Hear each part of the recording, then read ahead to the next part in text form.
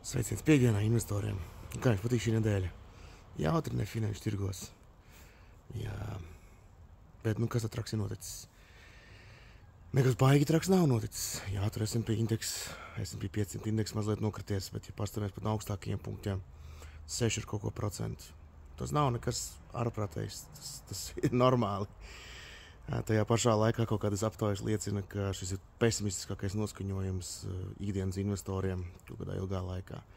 Pēdējās reizēs, kad kaut kas tāds bija, tad tirgi atgūstās. Es nezinu, nesaku, ka nākamā nedēļa viņi atgūsies, bet varbūtība izskatās tāda, jo nekas jau būtisks šajā nedēļā nav tik ļoti būtisks noticis, kā vienīgais lieka neskaidrība. Un tā neskaidrība tu jau aizdien uz leju tās akcijas cenas.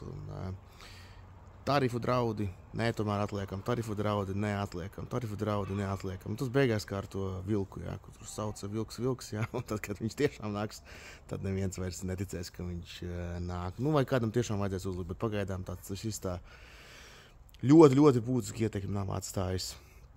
Manuprāt, tās svārstības ir pilnīgi normāli, un tā arī būtu jābūt finanšu tirgos. Jā, obligāciju tirgos šis tas pamainījies, Eiropā ienesīgumi pieauguši, bet tiešām atkal mazliet cits stāsts. Un arī nelielās bildes ietvarā kaut kas būtu ļoti daudz mainījies. Ar to šī nedēļa tāda vairāk mētāšanās šurpu turpu. Mēs redzam, nekādi būtiski lieli notikumi nav notikuši. Pagaidām jau visi turpina mīcīties un runāt, bet jādzīvo vienkārši priekšu jāskatās un nevajag panikot, nevajag raut visu ārā, nevajag atkal lekt iekšā un katram pašam jāizdomā, vai ne? Nav investīcija rekomendācijas, jau ziniet.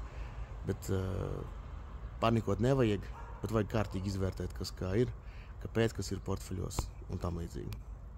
Foršas brīvdienas visiem!